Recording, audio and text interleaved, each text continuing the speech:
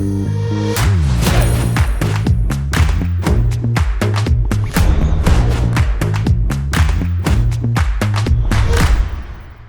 right, welcome.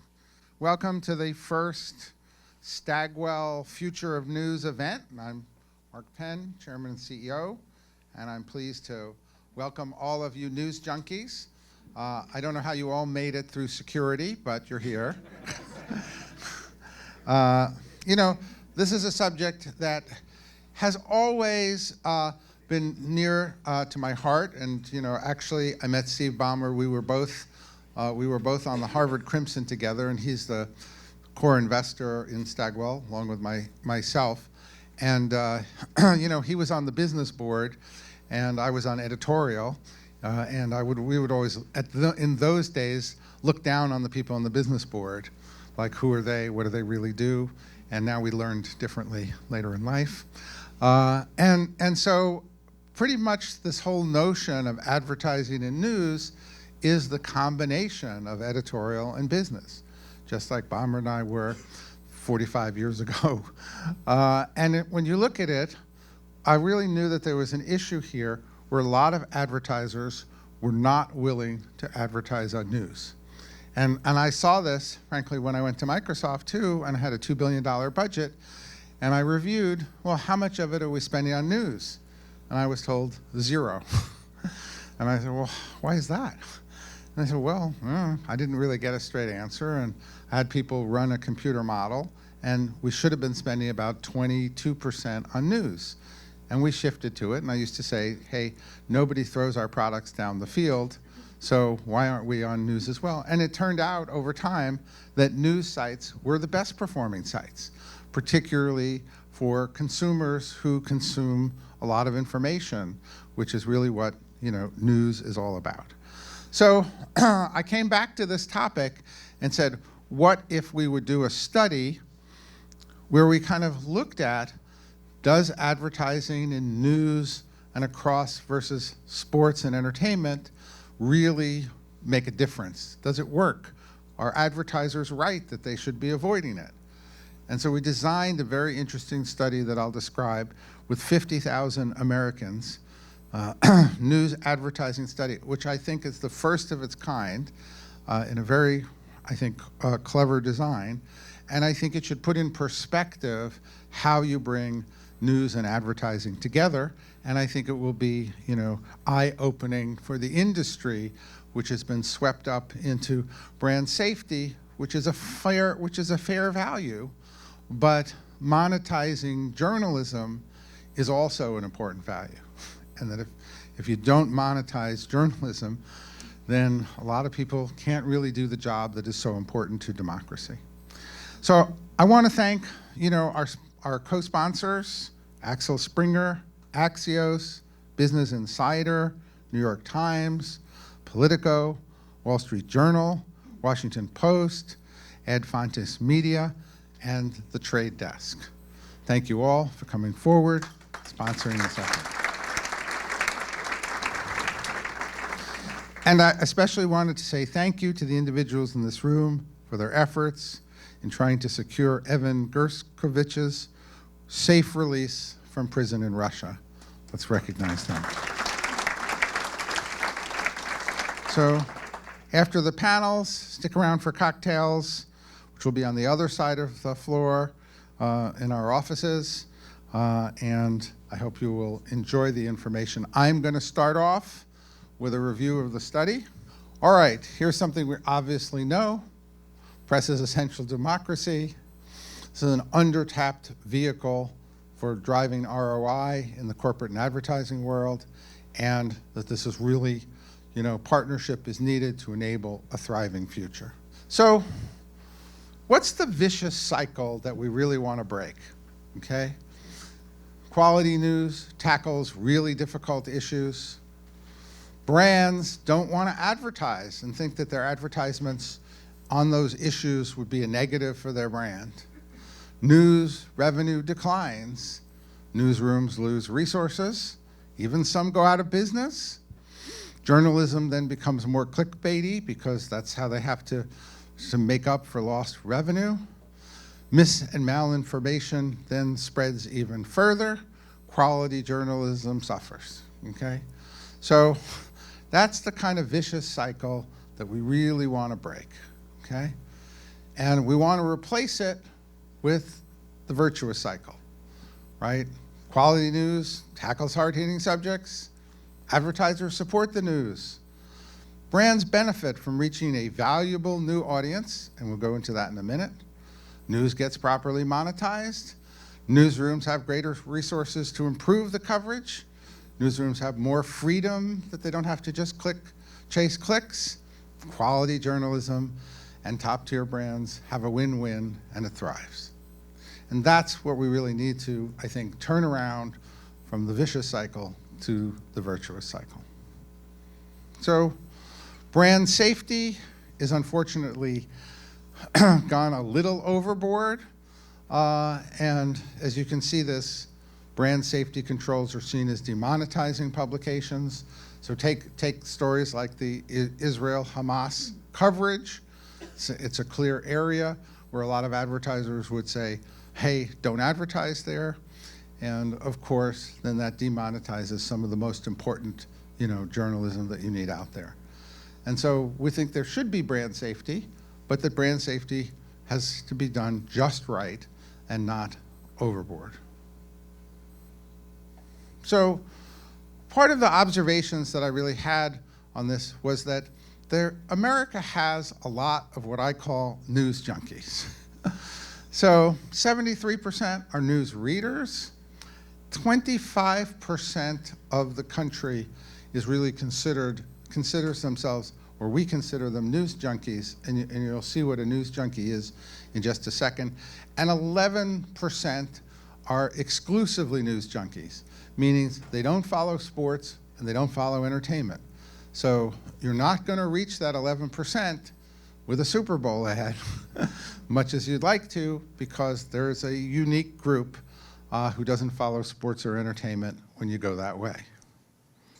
So I really saw the world, and I've done a number of studies on this, as divided between news junkies, sports junkies, entertainment junkies, and couch potatoes. About half the country's couch potatoes. The other half, with some overlap, are news junkies, sports junkies, or entertainment junkies who really absorb this information. And if you take a look at a news junkie, people don't realize that people choose their phone or check out their phone about 230 times a day. But people are checking the news, like news junkies, an average of about 6 times a day. They're reading 7 news articles, and they're, if you look at the comparison here, they're a little bit more in Gen X. They're certainly high college grads. They're more full-time people. They're more 100K earners. News junkies are a highly desirable advertising audience. And of course, for those of you who've read one of my microtrends books, I have in there, as opposed to, everyone always thinks that the world is ADD and we need to cater to people who have no attention span. But the internet thrives on what I call lasers, LASers, long attention spanners. And you can see the benefits of long attention spanners because movies have gotten longer, triathlons, crossword puzzles, podcasts, that when you really think about it, the big growing mediums, on the one hand, you may have TikTok videos that are 16 seconds, but you have this entire universe of growing deeper content, or LASers, and they can't be ignored. So let's look at the study itself. We did a remarkable 49,990 interviews.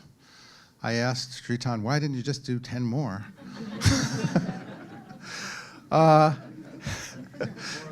More authentic, yes, it seems like.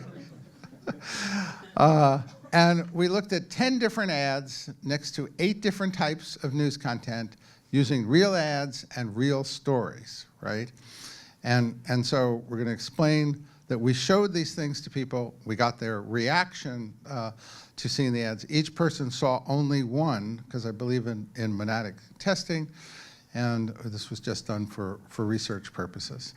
So we looked at purchase intent, favorability, caring about customers, trustworthy, offers good value, is a company I want to work at, has the right values, has quality products. So we had a total, really, of 8 metrics that each consumer would look at, and you'll see what the consumer would look at in just a second. And what did we really find? We found that it is perfectly safe for brands to advertise adjacent to quality news content, regardless of the topic. That ads placed adjacent to stories covering politics or gun shootings perform just as effectively as ads placed next to a positive business story and are on par with ads placed in sports and entertainment. That the key demographic groups, we thought, well, okay, maybe it's Gen Z reacts quite differently or something. We didn't really find that. We found Gen Z, moms, high earners, college-educated Americans had similar findings. Some of these ads were more effective or less effective with each of those groups, but across the different mediums and story types, there's almost no difference. Here are the ads we used. Again, there'll be a whole handout and a booklet and so forth, but again, we took relatively nice ads across a diversity of brands and industries. We then tested across a series of different content, Middle East stories, crime, Trump story, Biden story, inflation story, business stories. So, and you can see the ads were inserted in the stories, and then the consumers were surveyed about the brands before and after they saw the ad. This is a typical way, and the way it would look for sports and entertainment. And then if you think about it, there were business, sports, and entertainment really is considered brand safe.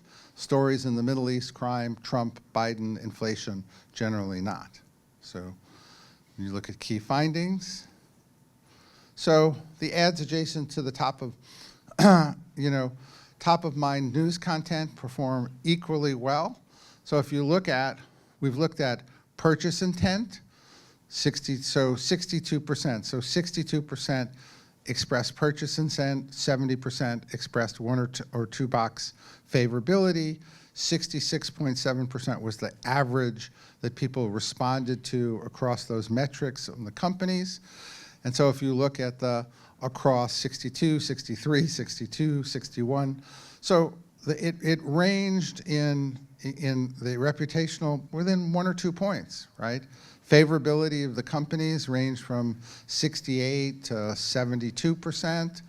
Across the metrics, the average metric, again, ranged from 66 to maybe 69%, all within a couple of percentage points, meaning that was this a difference big enough for you to say don't advertise there? Not at all. Should not be monetizing or demonetizing news. Next. Then if you compare that to the brand safe spaces, 61, 62, 64, again, the favorability metrics in the 70s, again, the 8 metric averages between 67 and 69. Same numbers, really. So it really didn't matter where the ad appeared. The response you got was almost identical. Next. If you look at the not brand safe, the average score was 67.2, and you look at the average brand safe, it was 68.3. So really, within a percentage point of difference across 50,000 interviews. So depending upon the rates, that's really what it is. If you take a look, then we looked at the individual metrics, and you can see both the average and across 62 all the way through. Again, you see relatively little differences, a couple of points. Nothing that would say, pull all your ads from news. It would say, wow, if 25% of the population are news junkies, 11% are unique news junkies, they're higher than average on income, education, and all the things you might want in a consumer depending upon your product, you'd certainly expect to be putting a hefty part of your budget, into news. Next. just to take a look at the detailed findings. And we're going to release all this, so don't worry that you're not looking at every number, right? And again, if you look at the averages across people who follow the news very closely. Now, what's interesting about people who follow the news very closely is that the ad scores are considerably higher. So that says that people who follow the news closely are even better targets for advertisements, because look at their scores. Even though there was almost no difference across the various channels of news, their scores are in the 70s, which says their ad performance is even better. Next. Gen Z, again, you know, sports was slightly higher with Gen Z. Biden was slightly lower with Gen Z. Inflation was about on par at 70%. Again, we did a lot of interviews, pretty minimal differences. They score, again, people who follow the news closely are even better targets for ads, but these were perfectly good targets, scoring quite high. Next. Moms, same thing, across the board, lowest Biden ads, a little lower at 69. Next. College degree, very similar, scoring about 68.2, very little difference, even lower difference, a little lower in the Biden. Next. 100K households, again, desirable target, similar results. Again, you may find some small differences, but you're not going to find anything that's going to be significantly different. Next. Democrats, all right? Democrats, again, 70%, almost across the board. Very little difference, actually, with Democrats. Democrats did pretty well with Trump. Democrats did pretty well with Trump content. Democrats did a little bit better with Biden content, but not significantly. All the same. Next. The one area where we did find a difference was that Republicans rated lower on Biden story ads. That's the only one that I'd consider somewhat significant, at 64 versus about 67. Republicans in general not scoring, you know, as high on the ads as Cross, and that was probably about the only difference we saw. Next. Independents, again, independents would have kind of even less differences. Next. You know, so you have to really make a decision, right? Obviously, we don't think here that sports and entertainment are not valuable, but news is just as valuable. And so you have to, as a media buyer, not take news off the table, but leave news on the table, and make sure that you're evaluating the rates for news versus the rates for sports versus the rates for entertainment on an equal basis. And if anything, if you're getting really those pure news junkies, you're getting a very high value audience. Next. So, you know, sports and entertainment are already brand darlings of the brand advertising. News is under-monetized and frequently prejudiced against. News presents the opportunity to reach this audience, and our research shows is you don't have to give up brand safety. You don't have to worry about brand safety if you're advertising in quality news. In fact, if anything, you should be out there saying, we advertise in news because we want to support journalism, we want to support it as essential to democracy, and we want to support it because, because only by monetizing news can you have the kind of full investigative top quality journalism fully funded the way it should on an equal basis with sports and entertainment. Thank you very much.